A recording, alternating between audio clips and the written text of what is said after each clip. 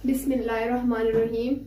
आज हम class 10 chapter number 1 simple harmonic motion and waves के न्यूमेरिकल कर रहे हैं। न्यूमेरिकल नंबर 4 है हमारे पास। न्यूमेरिकल है the wavelength of the radio waves transmitted by Quetta station is 400 metre. What is the frequency of these radio waves if their speed is 3 × 10⁻8 metre per second.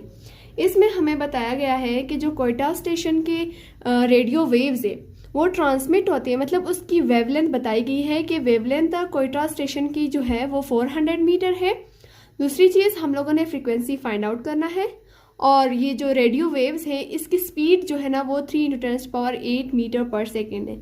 इसमें हमें 3 चीज़ें दी गई हैं, एक वेवलेंथ जो कि 400 मीटर है, दूसरी चीज़ फ्रीक्वेंसी हम लोगों ने फाइंड आउट करना है, और तीसरी जो स्पीड है वो हमें भी दिया गया है जो कि 3 × 10⁸ मीटर पर सेकेंड है।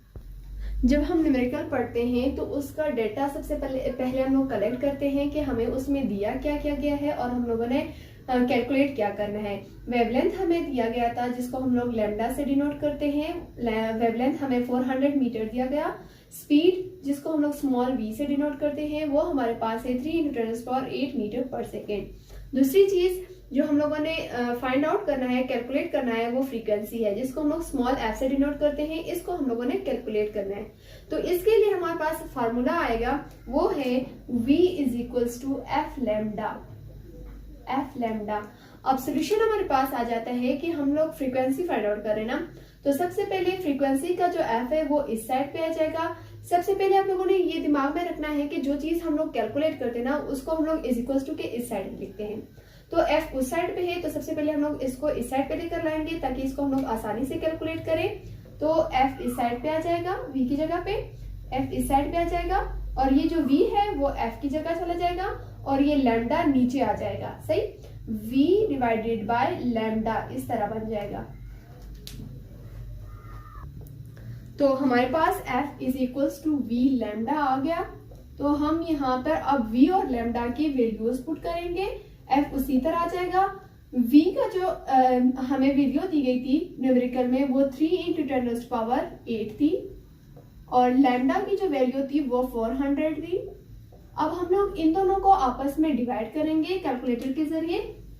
सबसे पहले आप लोगों ने कैलकुलेट किस तरह करना है, ये जो सिंपल ब्रैकेट है आप लोग सबसे पहले इसको दबाएंगे, देन फिर हमारे पास आ जाएगा 3 × 10⁸ simple bracket divide simple bracket 400, then = ये हमारे पास आ रहा है 75 मतलब 40 है। तो अब इसको हम लोग किस तरह लिखेंगे, f = 7540 हमें दी गई है यहाँ पे। अब यहाँ पर आप लोगों ने एक चीज दिमाग में रखनी है, वो क्या है कि जो ये यहाँ पर जो ना 40 है, तो इस 0 को काट के सिर्फ ये 3 0 जो है ना हमारे पास, हम जानते हैं सिंस वी नो दैट कि जो किलो है वो 10⁻³ के बराबर है। ये आप लोगों ने पढ़ा होगा 9th क्लास में। तो f हमारे पास जो आ जाता है यहाँ पर 750 उसी तरह आ जाएगा।